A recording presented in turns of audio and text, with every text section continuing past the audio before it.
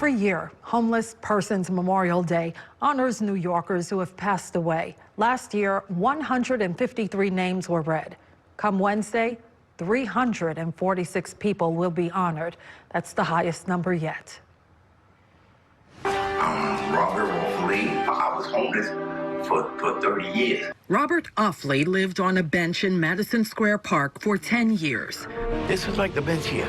This is your old home, right? Yeah. Raised on the tough streets of the Bronx, the married father of 3 worked in the shipping business until substance abuse sent him into a downward spiral.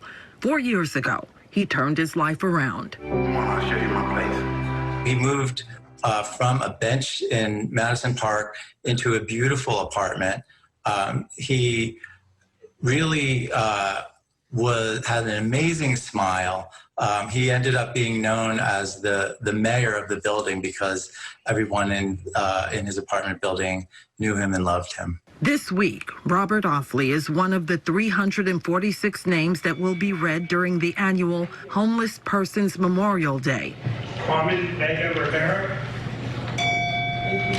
It recognizes anyone who died while unstably housed, including shelters, safe havens, and supportive housing. Many of these people die anonymously. Many of these people die without friends and family with them. And this is a small gesture that we can engage in to memorialize them and bear witness to their experience. Officials with the nonprofit Care for the Homeless say the pandemic makes the ongoing crisis all the more dangerous, potentially deadly. The number is significantly higher than we've had in other years. So, for example, the other years we've had about 180 names, 160 names. This year it would be 300 plus.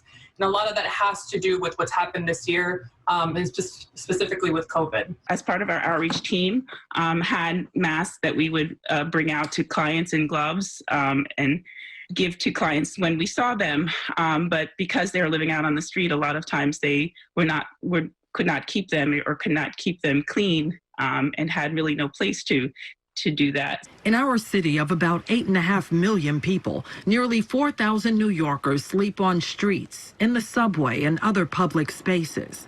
New data from the Coalition for the Homeless shows a record high 20,000 people sleep in city shelters every single night. That number does not include families with children. Many have been moved to hotels during the pandemic, but that's only a temporary solution during this public health crisis. Homelessness doesn't have to be here in the numbers that we have it. This is a solvable problem.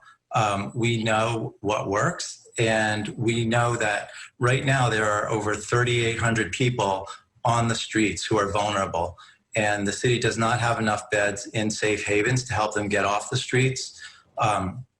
There are tens of thousands of individuals in shelter, and one of the other major solutions is supportive housing. Look how great my closet is. Robert Offley successfully transitioned into supportive housing thanks to the nonprofit Urban Pathways. My award I got from supportive housing.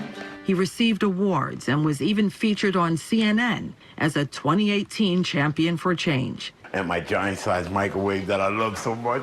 Oh, yeah. He died last January in his 60s of natural causes. But just days ago, police found a homeless man dead on a sidewalk in Flatbush, Brooklyn. His body discovered shortly before midnight during one of the coldest nights of the season. For every Robert Offley, there's a John or Jane Doe. On Wednesday, they too will be remembered. The Homeless Persons Memorial will be held virtually on Wednesday, December 16th at 5 p.m. It's not too late to get involved. Visit careforthehomeless.org to register for the event.